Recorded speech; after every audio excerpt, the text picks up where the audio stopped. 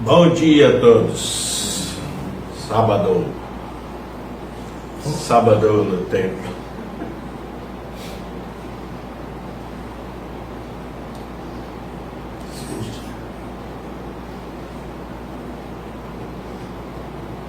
Ontem à noite, estava na oração, o ministro Vanderlei no finalzinho falou: amanhã então, sábado, vamos vir todos dedicar, né? Estamos aguardando, viu, ministro? Sua presença. Venha dedicar. Se a gente não vem, quem vem, né?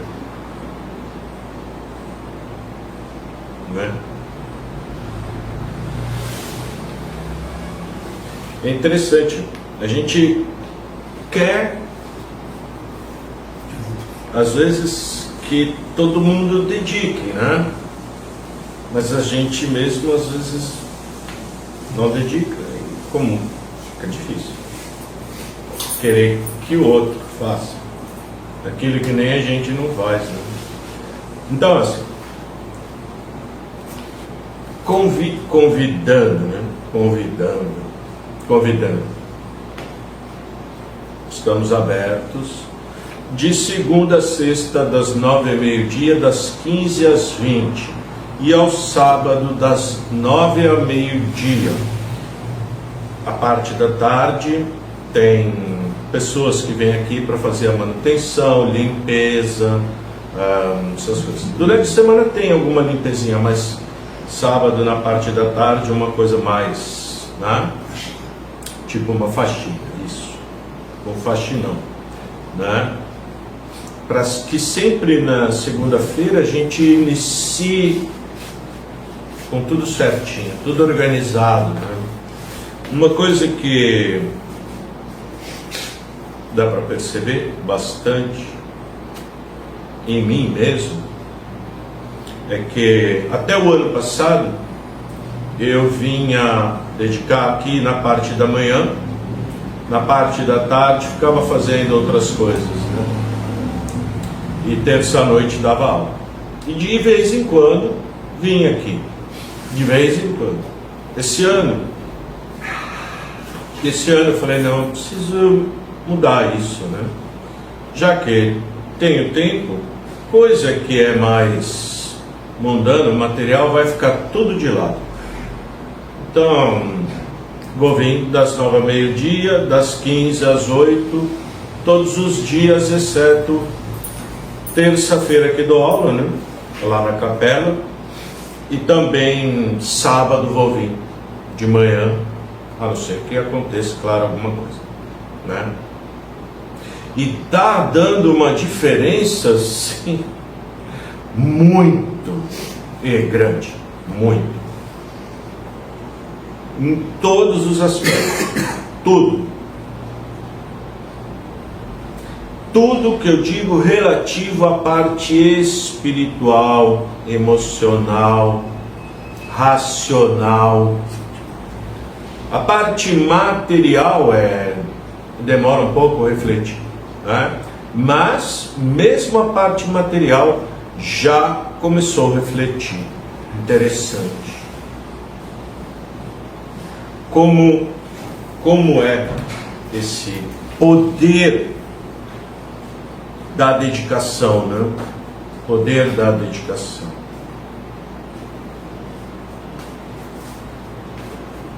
Espero que todos tenham oportunidade, né?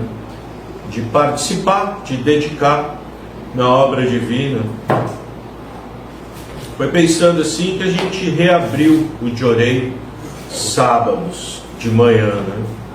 Para que as pessoas que trabalham durante a semana possam vir, e também as que vêm durante a semana possam vir mais um dia para dedicar.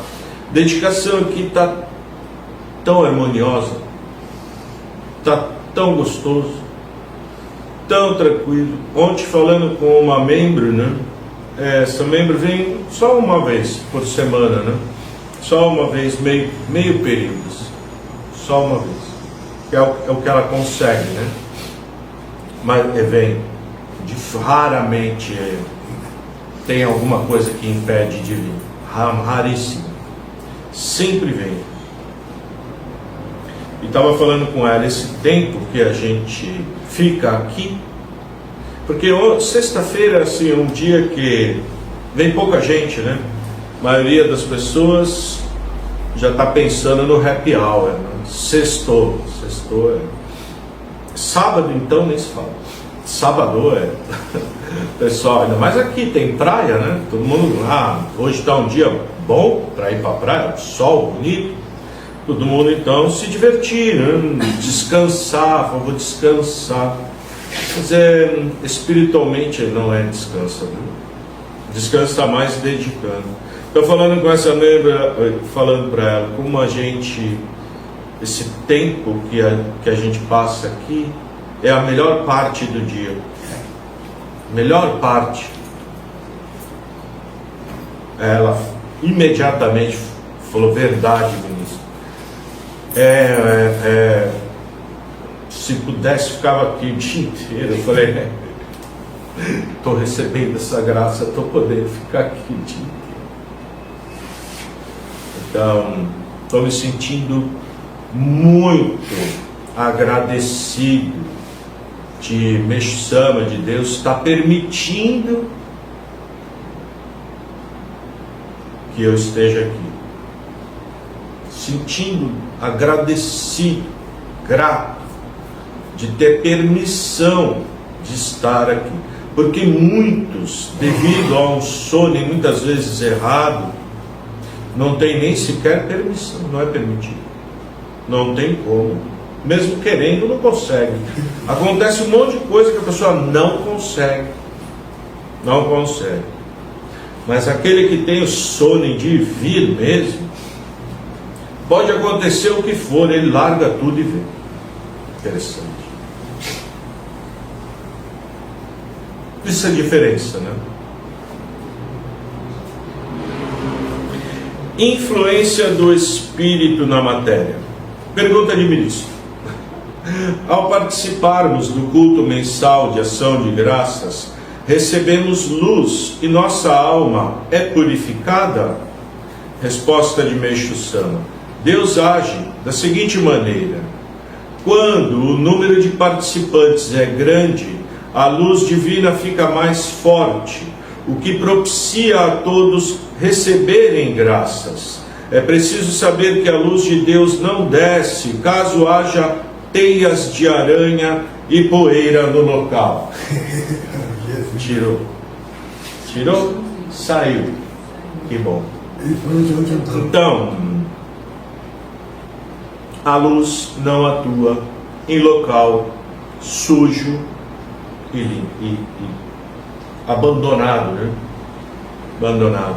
Porque cheio de teia de aranha, sinal que é abandonado, né? O bichinho está morando no lugar da pessoa, fazendo casa.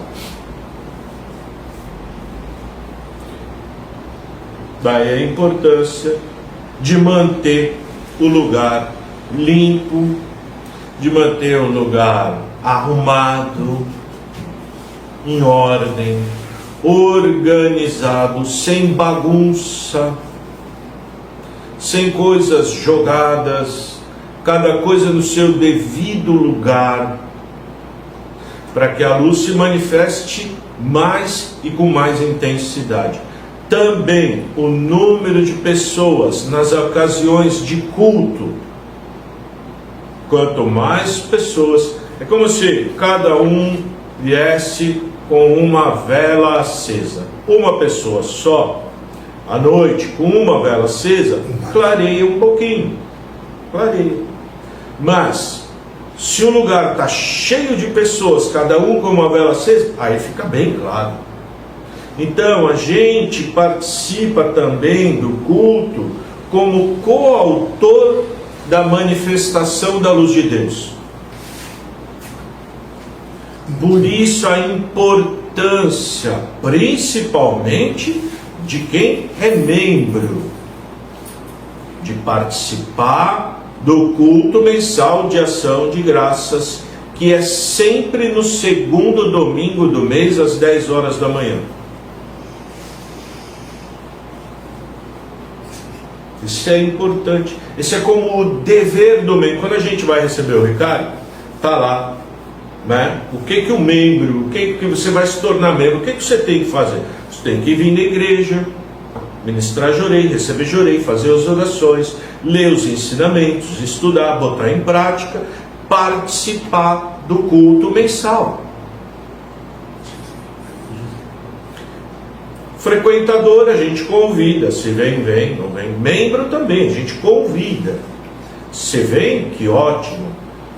E tem as pessoas que dedicam assim mais, estão mais presentes, né, aqui, ou há mais tempo aqui no templo. Então essas pessoas têm uma importância muito grande no dia do culto de participar.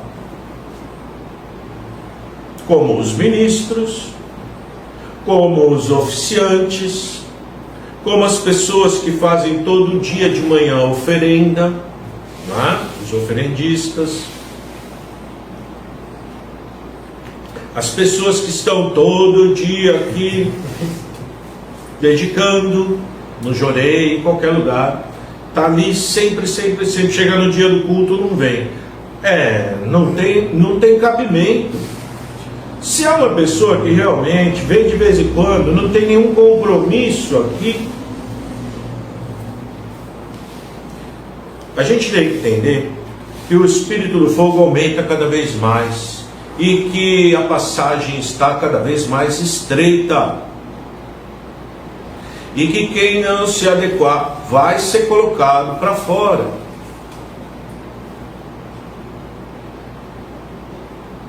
E não é que alguém vai vir e falar, saia. Não. Acontecem as coisas e a pessoa não tem mais permissão de vir. E isso é nítido quando a gente já está há muito tempo observando essas coisas. Quando a gente não observa essas coisas, a gente não enxerga mesmo. Mas uma pessoa que está sempre atenta e observando a maneira de agir de todo mundo, no caso eu, que fica olhando tudo que todo mundo faz, quando faz, que hora faz, eu fico em cima, vendo a hora que chega, a hora que vai embora, se está fazendo certo, se está fazendo errado, porque eu sou o ministro, e eu tenho que fazer isso, é minha responsabilidade, cuidar das pessoas e ensinar a maneira certa. E acima de tudo dar o exemplo, chegar aqui antes da oração, preparar tudo, ver se está todo mundo fazendo o que tem que fazer. Tem pessoas que a gente ensina e já passa a confiar na pessoa. Não se preocupa. Sabe que qualquer coisa que sair, que acontecer, a pessoa vem e fala, ai ministro, olha, estou com problema aqui. Você vai lá, vamos fazer assim, pronto. Mas a pessoa está ali como responsável também. Tem responsabilidade. Essas pessoas que têm responsabilidade precisam participar do culto mensal. Outros que não têm responsabilidade nenhuma, que são iniciantes, não entendem nada, nunca lê o ensinamento, ainda muito assim, né? Aí esse não tem. Meixo Sama também era assim, sabia? Você quando lê a história dele, as reminiscências, principalmente, você vê, tinha pessoa que cometia um erro, ele estava bravo. Ele repreendia, às vezes mandava até embora. Não pode ir embora, não venha mais aqui. Ele mandava, botava para fora. Verdade, está escrito lá, né? Tinha pessoa que fazia a mesma coisa que a outra, e ele falava, não, deixa, não tem problema. Porque um podia fazer errado, o outro não. Porque um já sabia, o outro não sabia nada. Na fé é assim, quanto mais a gente sabe, o peso do erro é maior. Você já sabe, por que está fazendo errado? Não é?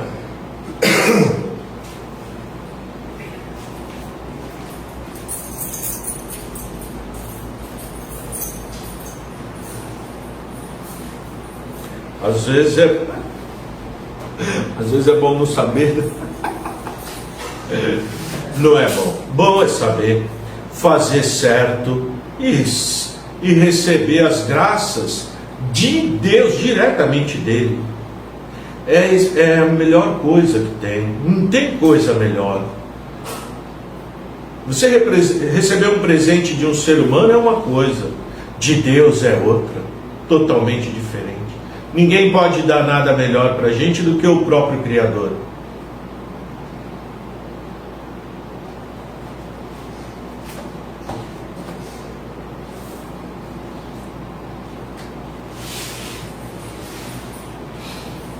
Atuação de encosto.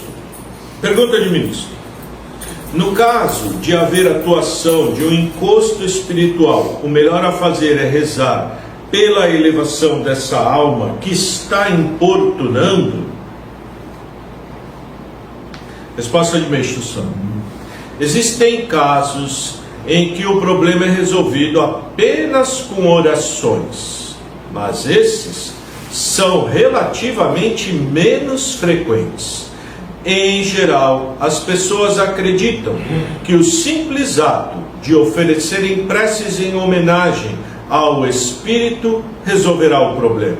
Mas, quando se trata de problemas espirituais, a solução não ocorre apenas com atitudes formais. A pessoa que ora deve rezar de coração, com a intenção verdadeira de ajudar a elevação daquela alma. Oração é um mistério, viu, gente? Por isso precisa fazer bastante oração. No começo, quando eu comecei, achava que entendia alguma coisa de oração, que sabia fazer. E com o passar do tempo, eu descobri que eu não sabia e que eu ainda estou aprendendo. Na verdade, é um caminhar. Isso é interessante. Conforme você vai fazendo, você vai entendendo as coisas. Tem que ser observador. Observar o efeito da oração. Com que sentimento você está fazendo a oração? Por exemplo, como o Meixo Sama falou, uma pessoa está com encosto, não é? Aí você faz oração para tirar o encosto. Várias igrejas fazem isso, né? Não é só coisa da Messias, é coisa muito antiga, não é? A pessoa está com encosto, vai lá, o pastor põe a mão na cabeça, e aquilo sai, não é? Sai da pessoa. Só que a mácula não saiu. Ele não tira, a oração não tira a mácula. A oração é como um sopro de luz. Coisa negativa não aguenta, a luz sai. Sai, foge da luz. Não é?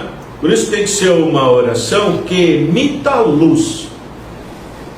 Por isso, se você fazendo uma oração para demonstrar para a pessoa, vou mostrar para ela que eu vou tirar, para ela poder, né? Essa oração não tem luz. Pode ter até algum efeito ali na hora, mas não vai ter problema. Agora, quando você realmente querendo ajudar a ambos, tanto a pessoa que está sofrendo encosto, como o próprio encosto que precisa de luz, senão não estaria encostado. Se é um espírito que busca a luz, ele nunca encosta. Ele vai no lugar onde ele vai ter que encontrar luz. Não é através de encostar em alguém, né? Apesar que muitos fazem isso. Está cheio. Imagina você andando com o Ricardo, né? O Ricardo, sai luz, está escrito luz, sai luz. Aí você passando pela rua, aí um monte de espírito olhando. Olha, um iluminado. Deve ser um santo. Olha a luz que ele tem.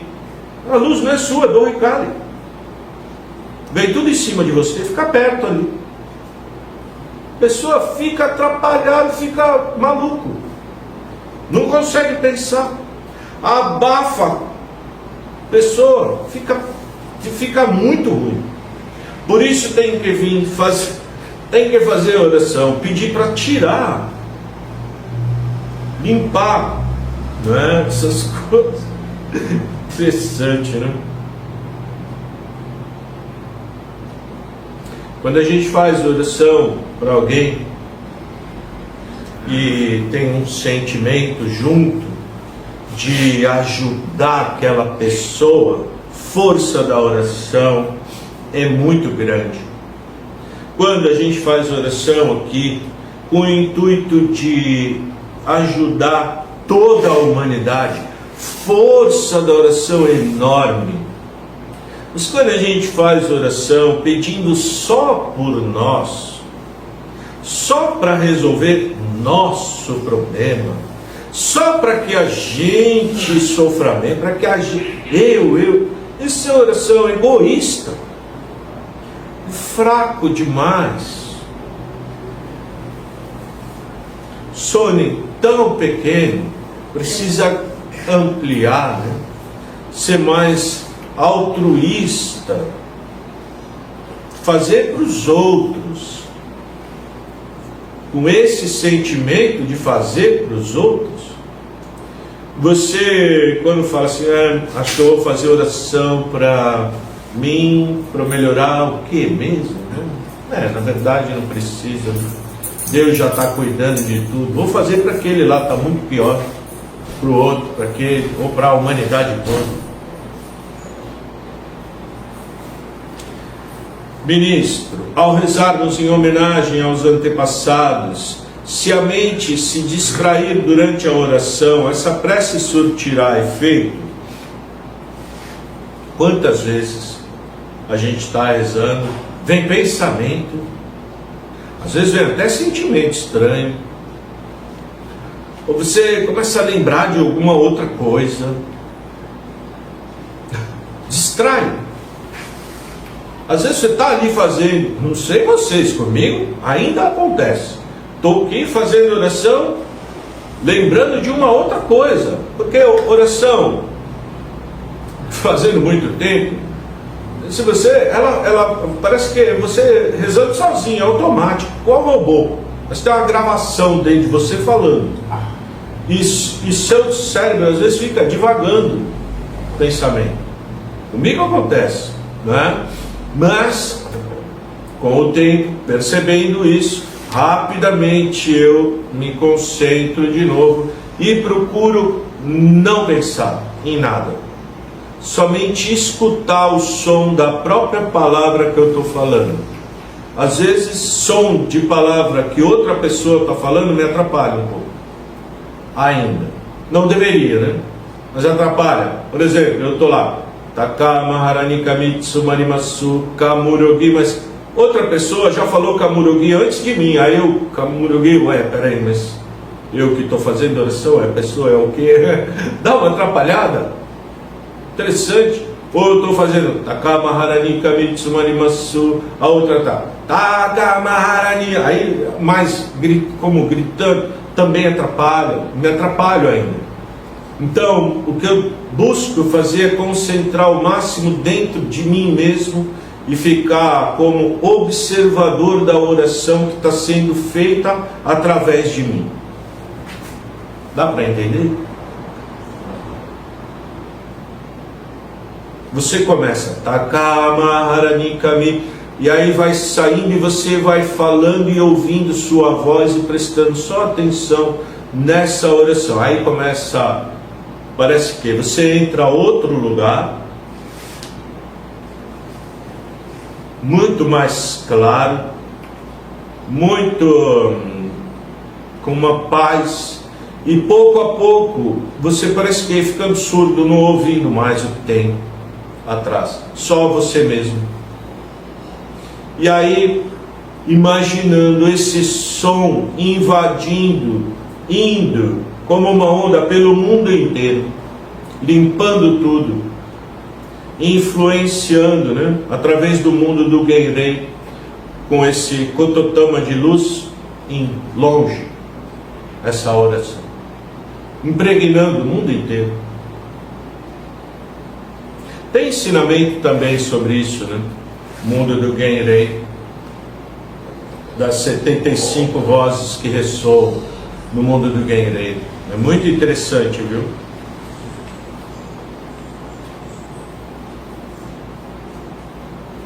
Resposta de Meixo Sama: isso não é problema. Acredito que não exista ninguém que nunca tenha se distraído durante a oração. Quando eu digo rezar de coração, não é nesse sentido o exemplo de se homenagear os antepassados apenas formalmente, é considerar essa tarefa como um incômodo e delegá-la aos serviçais. Lá no Japão, as pessoas têm altar de antepassado, né? Dentro da casa, faz oração de manhã, serve refeição, conversa com eles, pede ajuda para eles, pede ajuda para arrumar emprego, pergunta para eles: como é que vocês estão aí, está tudo bem? Eles têm chega a conversar mesmo, uma espécie de mediunidade. Muitos, viu, tem. O povo japonês é um pouco diferente. Tem pessoa que esse oratório vai sendo passado geração para geração, né? Vai cuidando daquele tronco, daquela linhagem toda. Tem pessoa que com o tempo não se envolve com nada espiritual e parte para o lado mais materialista, acaba tendo muitas vezes sucesso na parte material, e tem empregados em casa que cuidam da casa, da limpeza, não sei o que, fala: olha, você de manhã ponha isso, faça isso, não sei o que, e delega para uma outra pessoa que não tem ligação nenhuma com os seus ancestrais, para que ela faça aquilo que você deveria fazer, né? Então o sentimento dela nunca vai ser igual ao seu, mas nesse caso talvez o dela seja ainda melhor que o seu, né? Porque você não quer nem fazer mais essa oração, né? Os seus ancestrais, não quer mais. Então, quando a gente pede para os outros fazerem aquilo que a gente deveria fazer, isso não é correto, né? Muitas pessoas falam assim: ministro, faz oração para mim. Eu falo: posso fazer oração para você, mas não por você, né? Você tem que fazer oração. Oração no sentido de agradecer a Deus, né? Primeira coisa: ministro, estou purificando muito, faz oração para mim. Vou agradecer Ele por você. Não, oração para ficar curado. Não, curado vai ficar quando se tiver que ficar, a hora que for, né? Quando acabar a purificação, fica curado. Vou fazer oração para que você aguente a purificação, para que Deus dê força para você aguentar, né? Para que você tenha a oportunidade de fazer auto-jorei, receber jorei, ler ensinamento, dedicar, mesmo estando purificando, né? E para que purifique o máximo possível as suas máculas. Ministro, o senhor fez oração, minha purificação piorou. Ótimo, Deus atendeu mesmo. Não, não quero. Por isso é importante entender, né? Purificação é bom.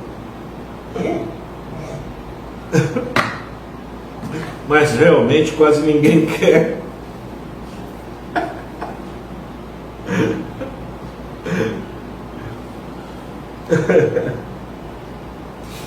Tá bom. Muito obrigado. Até segunda-feira, se Deus quiser.